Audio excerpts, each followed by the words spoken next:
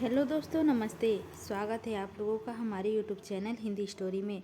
आज हम लोग हमारे हिंदी जगत के प्रसिद्ध लेखक मुंशी प्रेमचंद जी के प्रसिद्ध उपन्यासों में से एक उपन्यास कायाकल्प का अध्याय 41 पढ़ेंगे आप लोगों के साथ। तो चलिए बिना लेट के हुए पढ़ना शुरू करते हैं। 5 वर्ष व्यतीत हो गए पर शंखधर का कहीं पता न चला, ना चक्रधर का। राजा विशाल सिंह ने दया और धर्म को तिलांजलि दे दी है और खूब दिल खोल कर अत्याचार कर रहे हैं। दया और धर्म में जो कुछ होता है उनका अनुभव करके अब वह यह अनुभव करना चाहते हैं कि अधर्म और अविचार से क्या होता है। रियासत में धर्माधर्म जितने काम होते थे वे सब बंद कर दिए गए हैं। मंदिरों में दिया नहीं जलता, साधु संत द्वार में खड़े खड़े निकल दिए जाते हैं और प्रजा पर नाना प्रकार का अत्याचार किए जा रहे हैं। उसकी फरियाद कोई चलता नहीं सुनती। राजा साहब को किसी पर दया नहीं आती। अब क्या रह गया है जिनके लिए वह धर्म और दामन पकड़े। वह किशोर अब कहाँ है जिसके दर्शन मात्र के हृदय में प्रकाश का उदय हो जाता था। वह जीवन और मृत्यु की सभी आशाओं का आधार कहाँ चला गया, कुछ पता नहीं। विधाता ने उनके ऊपर यह निर्दय आघात किया है तो अब भी उसी के बनाए हुए मार्ग पर चलेंगे। इतने प्राणियों में केवल एक मनोरमा है जिसने अभी तक धैर्य और आश्रय नहीं छोड़ा, लेकिन उनकी अब कोई नहीं सुनता। राजा साहब अब उनकी सूरत भी नहीं देखना चाहते। वह उसी को सारी विपत्ति का मूल कारण समझते हैं। वही मनोरमा जो उनकी हृदयस्वरिणी थी, जिनके इशारे पर रियासत चलती थी, अब भवन में भिखारिन की भांति रहती है। कोई उसकी बात तक नहीं पूछता। वह इस भीषण अंधकार में अब भी दीपक की भांति जल रही है, पर उसका प्रकाश केवल अपने तक ही रह जाता है, अंधकार में प्रकाशित नहीं होता। आह अबोध बालक, अब तूने देखा कि जिस अभीष्ट के लिए तूने जीवन की सारी आकांक्षाओं को परित्याग कर दिया वह कितना असहाय था। इस विशाल प्रदेश में जहाँ 30 करोड़ प्राणी बसते हैं तो एक प्राणी को कैसे खोज पाएगा। कितना अबोध साहस था, बालोचित सरल उत्साह की कितना अलौकिक लीला। संध्या हो गई। सूर्यदेव पहाड़ियों की आड़ में छिप गए हैं, इसीलिए संध्या से पहले ही अंधेरा हो चला है। रमणिया जल भरने के लिए कुएं पर आ गई है। इसी समय एक युवक हाथ में एक खंजरी लिए आकर कुएं की जगत पर बैठ गया। यही शंखधर है। उसके वर्ण, रूप और वेश में इतना परिवर्तन हो गया है कि शायद अहिल्या भी उसे देखकर चौंक पड़ती। वह तेजस्वी किशोर नहीं, उसकी माया मात्र है। उसका मांस गल गया है, केवल अस्थिर पंजर मात्र रह गया है, मानो किसी भयानक रोग से ग्रस्त रहने के बाद उठा हो। मानसिक ताप, वेदना और विषाद से उसका मुख पर ऐसी गहरी रेखा है कि मालूम होता है उसके प्राण अब निकलने के लिए अधीर हो रहे हैं। उसकी निस्तेज आंखों में आशंका और प्रतीक्षा की झलक में जब वह घोर नैराश्य प्रतिबिंबित हो रहा था, वह नैराश्य जिसका परिशोध नहीं, वह सजीव नहीं, वह अनाथ और रोदन या किसी वेदना की प्रतिध्वनि मात्र है।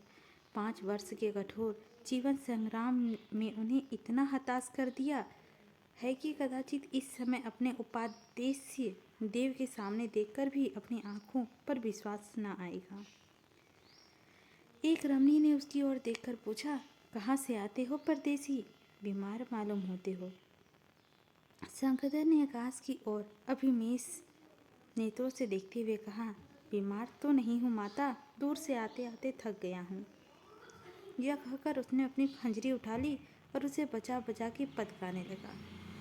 बहुत दिनों तक मौन मंत्र मन मंदिर के जपने के बाद पाऊंगी, जब उन्हें प्रतीक्षा के तप में तपने के बाद ले तब उन्हें अंक के नयन मैं जल में नहलाऊंगी। सुमन चढ़ाकर प्रेम पुजारिन मैं उनको कहलाऊंगी। ले अनुराग आरती उनकी तभी उतारूंगी सौ प्रेम।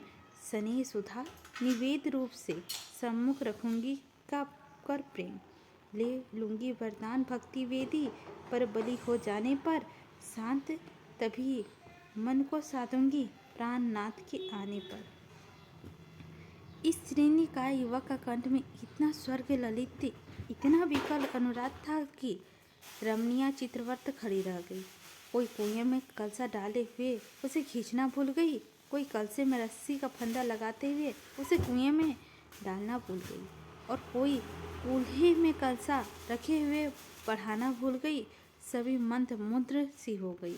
उसकी हृदय वीणा से वे अनुरक्त ध्वनि निकलने लगी। एक युवती ने पूछा, बाबा जी आप तो बहुत देर हो गई, यहीं ठहर जाओ ना, आगे तो बहुत दूर तक कोई गांव नहीं है। शंखधर, आपकी इच्छा है माता तो यहीं ठहर जाऊंगा, भला माता जी यहाँ कोई महात्मा तो नहीं रहते?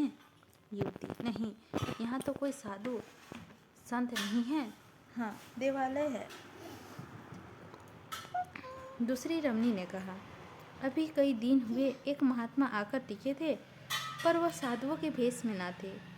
वह यहाँ 1 महीने भर रहे, तुम एक दिन पहले यहाँ आते तो उनके दर्शन हो जाते।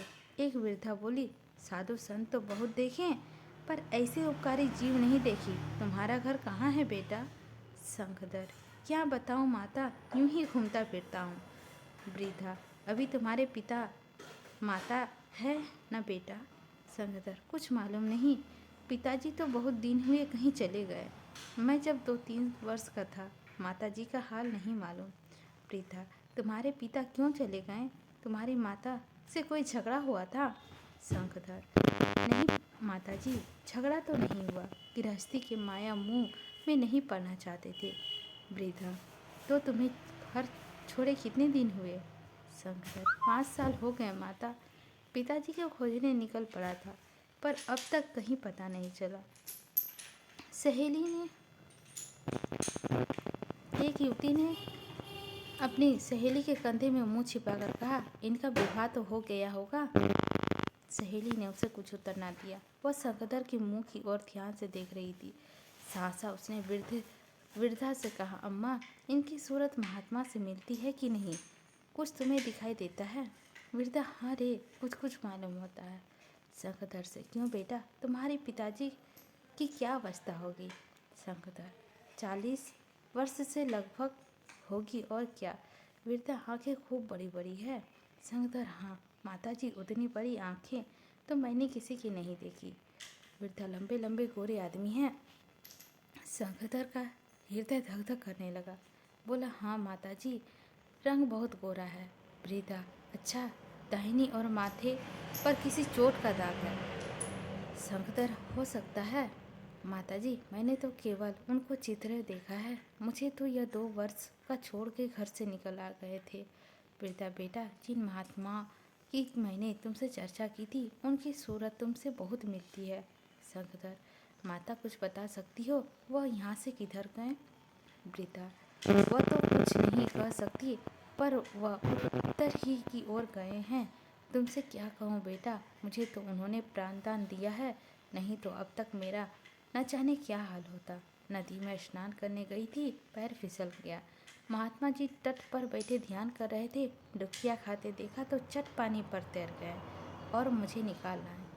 वह ना निकालते तो प्राण जाने में कोई संदेह न था। महीने भर तक यहाँ रहे। इस बीच में कोई जाने बचाई, कई रोगियों को मौत के मुंह से निकाल दिया। शंखधर ने कांपते हुए हृदय से पूछा, उनका नाम क्या था माताजी? वृद्धा, नाम तो उनका था भगवान दास, पर यह उनका असली नाम नहीं मालूम होता था। असली नाम कुछ और ही था। एक युवती ने कहा, यहाँ उनकी तस्वीर भी तो रखी हुई है। वृद्धा, हाँ बेटा, इनकी तो हमें याद ही नहीं रहती थी। इस गांव में एक आदमी मुंबई से तस्वीर बनाने के काम करता था, वह यहाँ उन दिनों आया हुआ था। महात्मा जी ने नहीं करते रहे, पर उन्हें झट से अपनी डिबिया खोलकर उसकी तस्वीर उतार ली। न जाने इस डिबिया में क्या जादू है कि उसके सामने खोल दी और तस्वीर उसके भीतर घिस जाती थी। शंखधर के हृदय संतपूर्ण वेग से धड़क रहा था। बोले, जरा यह तस्वीर मुझे दिखा दीजिए।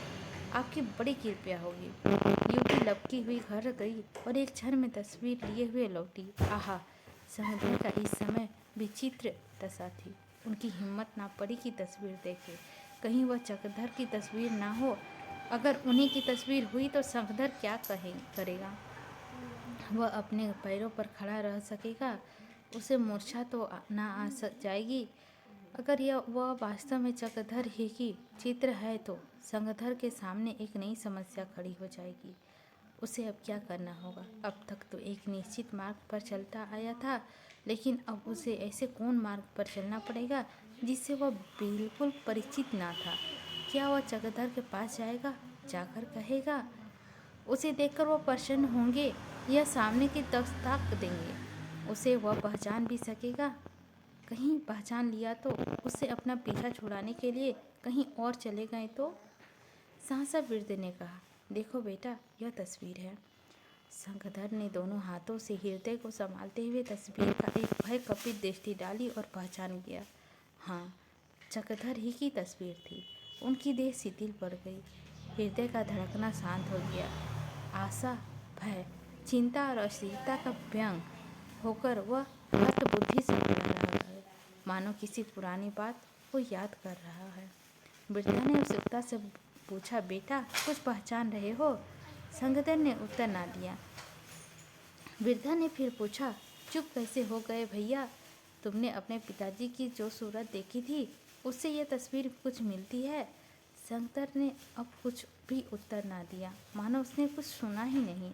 सहसा उसने निद्रा से जगे हुए मनुष्य की भांति पूछा, वो उधर उत्तर ही की ओर गए हैं? आगे कोई गांव पड़ेगा? वृद्धा, हाँ बेटा, 5 कोस पर गांव है। भला सा उसका नाम है? हाँ, साईगंज। साईगंज। लेकिन आज तो तुम यहीं रहोगे। शंखधर ने केवल इतना कहा, नहीं माता, आज्ञा दीजिए, और खंजरी उठाकर चल खड़ा हुआ। युवती थकी सी रह गई। जब तक वह निगाहें से छिप न गया, सबकी सब उसकी ओर टकटकी लगाए ताकती रही, लेकिन शंखधर ने एक बार भी पीछे फिरकर ना देखा। सामने गगनचुंबी पर्वत अंधकार में विलास गए राक्षस की भांति खड़ा था। शंखधर बड़ी तीव्र गति से पतली पगडंडी पर चला जा रहा था। उसने अपने आप को उसी पगडंडी पर छोड़ दिया है। वह कहाँ ले जाएगी वह नहीं जानता। हम भी इस जीवन रूपी पतली मिट्टी पगडंडी पर क्या उसी भांति तीव्र गति से दौड़े नहीं जा रहे हैं? क्या हमारे सामने उससे भी ऊंचे अंधकार के पर्वत नहीं खड़े हैं? इसी के साथ हमारा 41 अध्याय भी समाप्त होता है। नेक्स्ट एपिसोड में हम लोग 42 कवर करेंगे। लेते हैं दोस्तों आप लोगों से विदा। मिलते हैं अध्याय 42 लेकर अगले चैप्टर में, अगले एपिसोड में।